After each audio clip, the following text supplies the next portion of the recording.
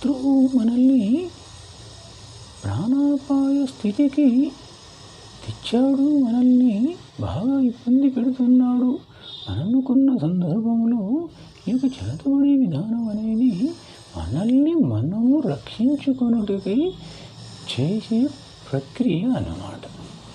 ఇందులో భాగంగా ఆ యొక్క శత్రువును మనం ఎదురుగా నేరుగా ఎదుర్కోలేని సందర్భంలో ఈ యొక్క విధానం మనం ఒక చేతబడి అనే విధానం ద్వారా ఆ యొక్క ఎదుటి వ్యక్తిని కాళ్ళు చేతులు పడగొట్టి మంచంలో పడిపోయే విధానం చేసే విధానాలు ఉంటాయి.